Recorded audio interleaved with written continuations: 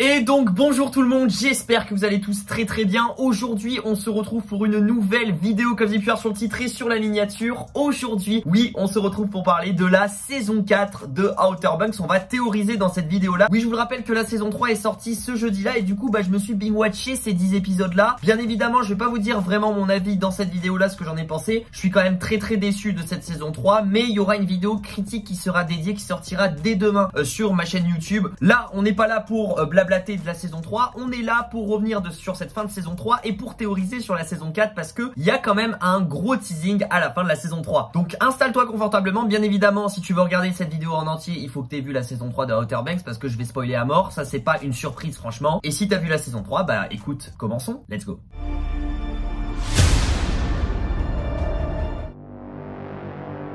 Et oui, pour vous faire rapidement un tout petit résumé de cette scène finale en saison 3, comment ça s'est terminé. Notre bande de Pog a du coup trouvé le trésor d'Eldorado. Ils en ont récupéré quelques roches d'or. Le père de John B et le père de Sarah sont morts. Et ensuite, la scène finale est un bond dans le temps, plus d'un an après du coup cette quête-là d'Eldorado. On retrouve en fait tous nos Pog qui sont bien habillés dans une cérémonie pour fêter ça à Kildare. Et alors que tout se passe bien, à la fin de la fête, il y a un vieil homme qui du coup vient les voir et qui leur révèle un journal de bord d'un capitaine qui se fait surnommer Barbe Noire. Et du coup ce vieil homme là fait appel au service des Pog pour retrouver ce trésor et se renseigner sur la légende de Barbe Noire. Je pense que pour la plupart vous connaissez, mais rapidement je vais vous expliquer quelle est cette légende de Barbe Noire. Et ben Barbe Noire c'était avant tout un capitaine qui s'appelait Edward Teach, mais qui est devenu un pirate et qui a du coup laissé un trésor caché avec plein de bijoux. Et le pirate aurait enterré tous ces bijoux là avant sa mort. Et du coup bah forcément on se doute que en saison 4 ils vont essayer de retrouver ce trésor caché. Bref voilà, ça c'était pour le teasing. Mais maintenant concentrons-nous sur plusieurs petites théories. Et on va tout d'abord parler d'une grosse théorie d'un personnage aussi, son avenir etc. C'est le personnage de Raph, le fils de Ward, qui était énormément présent dans cette saison 3 et qui était un petit peu l'antagoniste principal. Et ben déjà je pense que Raph dans cette saison 4 voudra tuer à tout prix John B pour se venger de la mort de son père Ward. Car souvenez-vous, juste avant le départ en avion, Raph a dit droit dans les yeux à John B que si son père ne revenait pas en vie, il n'hésiterait pas à le buter. Et cette phrase là il fallait la retenir dans le cerveau parce que moi je m'en doutais vraiment que le père de Sarah allait mourir. Et du coup je pense que Raph va mettre très peu de temps à apprendre que du coup son père est mort et il va péter un câble, vraiment. Déjà qu'en saison 3 il était à deux doigts de tuer son père, mais alors en saison 4 vous imaginez même pas, je pense que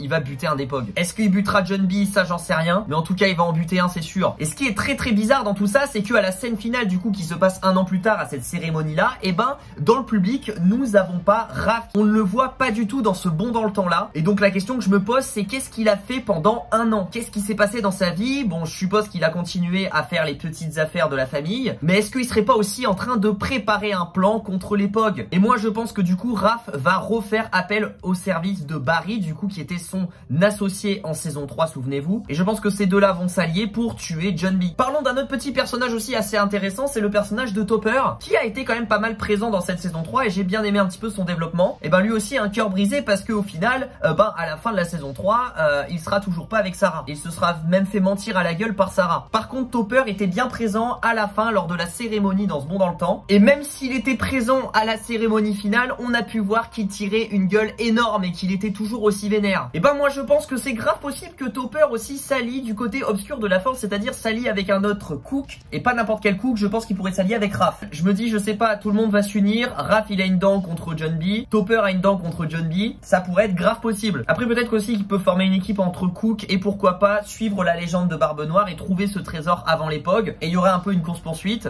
Autre théorie aussi, je pense que tout simplement un Pog va mourir dans cette saison 4 parce que jusqu'à là aucun des Pog est mort. Et si tu veux impacter énormément cette saison 4, je pense qu'il faut faire mourir un Pog. Surtout que là, on s'attaque à la légende de Barbe Noire et c'est un trésor super dangereux. Et pour moi, le personnage qui serait le plus susceptible de mourir, parce que c'est un personnage qui est vraiment apprécié par tous les fans, c'est le personnage de Gigi, qui est mon personnage préféré, hein, je vous l'avoue, donc ça me ferait chier. Mais j'ai l'impression que tous mes personnages préférés des séries crèvent. Et puis Gigi a tellement un passé hyper trouble qu'il pourrait mourir soit en se sacrifiant pour ses amis, soit parce qu'il se retrouve en danger de mort. On sait qu'il a failli mourir déjà en saison 2 2, donc je me dis pourquoi pas reproduire ça. Vous savez, il y a toujours un personnage dans chaque série où du coup on fait à chaque fois croire qu'il va mourir, et au final en fait il va mourir. Et ben là dans Outer Banks, j'ai l'impression que c'est le personnage de JJ. D'ailleurs, pour rester un petit peu dans la famille de JJ, je voulais parler de son père, qui pour moi pourrait revenir dans la saison 4 pour foutre un petit peu le bordel aussi. Parce que jusqu'à là en saison 3, du coup quand ils reviennent à Kildare, JJ apprend que son père est en prison et que leur maison a été réquisitionnée par les flics. Sauf que oui, il y a un bond dans le temps à la fin de la saison 3 de plus d'1 an. Donc je me dis que son père a peut-être, pourquoi pas, purgé totalement sa peine de prison et qu'il pourrait débarquer à n'importe quel moment dans cette saison 4. Alors je vais vite fait répondre à cette petite théorie là, parce qu'effectivement dans Outer Banks, tant qu'on voit pas le corps mort, on peut se douter de rien. On s'est fait déjà surprendre plus d'une fois, mais pour moi par contre le personnage de Stings est bien mort. Le mec a subi une avalanche dans sa gueule avec une dynamite à côté de lui. Donc le premier dans les commentaires qui me dit que Stings est en vie, aïe aïe aïe. Pour venir au personnage de John B, je voulais parler du coup d'un retour de la mère de John B, ou du moins d'une apparition, parce que on l'a jamais encore vu, mais on nous l'a mentionné beaucoup de fois. Et effectivement John B, on a eu le retour de son père en saison 3, et je me dis pourquoi pas l'arrivée de sa mère. Les seules informations qu'on a sur sa mère, c'est qu'elle est partie au Colorado quand John B avait 3 ans. Et en saison 3, avec le retour du père, on a eu énormément de mentions de la mère. Et je me dis, on mentionne pas des gens comme ça pour rien, c'est qu'un jour ils vont forcément apparaître. Donc bon, le Colorado c'est pas très loin, je me dis ça peut être possible qu'elle revienne. Et ça pourrait foutre un cliffhanger de plus et un problème de plus dans cette intrigue de la saison 4. Donc voilà, j'ai fait un petit peu le tour des théories pour la saison 4 de Outer Banks, en tout cas les miennes. Bien évidemment, je vais pas parler des relations entre les personnages des POG, etc. parce qu'ils sont tous en couple et je pense que tous les couples vont tenir. Ça fait déjà plus d'1 an qu'ils tiennent et ils sont tous amoureux les uns des autres. Et t'arrives à un certain point où ils ont tellement vécu de choses qu'ils pourront même pas se trahir entre eux. Après, je pense qu'il y aura quand même de nouveaux personnages dans cette saison 4 pour ajouter un petit peu de fraîcheur et un petit peu de dynamisme. Je me dis que ça peut être pas mal de faire arriver peut-être de nouveaux bad guys issus peut-être des familles lointaines, je sais pas, de John B, de la famille Cameron ou de d'autres familles de Pop ou de Kiara ou j'en sais rien. Un mec qui vient de nulle part, on apprend que c'est le frère de l'autre et machin et bam, il retourne le truc. Enfin, vous m'avez compris, peut-être un personnage un peu surprenant. Voilà, je pense qu'on a fait un petit peu le tour. En tout cas, moi j'ai fait le tour de mes théories à chaud comme ça parce que j'ai fini la série genre juste avant. N'hésitez pas à me dire dans les commentaires vos théories pour la saison 4 de Outer Banks. Apparemment, le tournage pourrait commencer fin mai de cette saison 4 en Caroline du Sud. Ça reste à confirmer, mais je vous le dis. N'oubliez pas de lâcher votre plus gros pouce bleu, de vous abonner, d'activer la cloche des notifications pour ne rater aucune de mes vidéos sur Outer Banks et sur d'autres séries. C'est très très important. N'oubliez pas aussi de me suivre sur Instagram, il s'affiche juste ici. C'est là où vous pouvez me poser des questions. Les coulisses de la chaîne, c'est là où ça se passe. Et puis toutes les petites infos exclues que je ne partage pas forcément sur YouTube, c'est sur Instagram. Donc c'est l'occasion de m'ajouter. Et moi je vous dis à très très vite pour de prochaines vidéos. Je vous fais plein de bisous. Prenez soin de vous. Ciao ciao.